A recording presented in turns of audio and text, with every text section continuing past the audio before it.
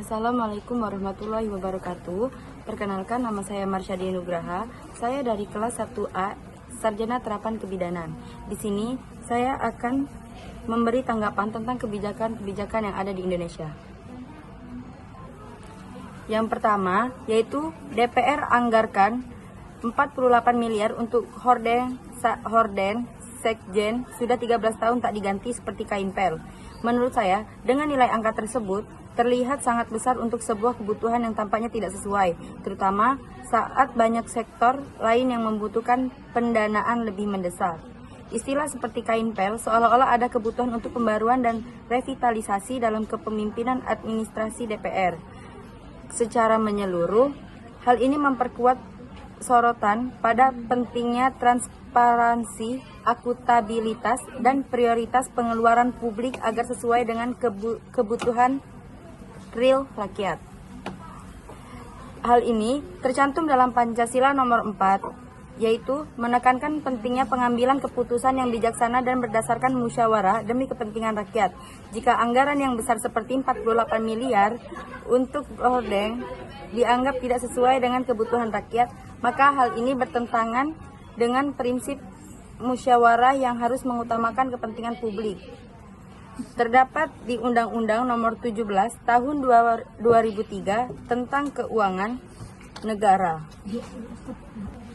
Yang kedua, Hari Ulang Tahun Republik Indonesia ke-78, ribuan narapidana dapat remisi, termasuk mantan menteri yang terjerat kasus korupsi. Hal ini, menurut saya, merupakan kebijakan yang memang diatur dalam hukum Indonesia, khususnya dalam Undang-Undang Nomor 12 Tahun 1945 tentang Pemasyarakatan dan Keputusan Presiden terkait pemberian remisi. Pemberian remisi kepada narapidana kasus korupsi, terutama mantan pejabat publik seperti mantan menteri, bisa menimbulkan reaksi negatif dari publik. Hal ini tercantum dalam Pancasila nomor 2, yaitu remisi harus diberikan secara proporsional dan adil, sesuai dengan jenis kejahatan yang dilakukan. Dan tercantum juga di Pancasila nomor 5, yaitu pemberian remisi perlu mempertimbangkan keadilan dan rasa kepercayaan masyarakat terhadap sistem hukum. Tercantum dalam Peraturan Pemerintah Nomor 99 Tahun 2012 tentang syarat dan tata cara pelaksanaan hak warga binaan pemasyarakatan pasal 34A. Dan yang ketiga, Presiden Pemerintah respon dapat El Nino pada 18,8 juta kpm. Hal ini menurut saya kebijakan ini adalah langkah yang tepat untuk merespon kondisi darurat akibat El Nino, namun harus disertai dengan perencanaan yang lebih luas dan pengawasan pelaksanaan agar dampaknya benar-benar terasa di masyarakat yang membutuhkan.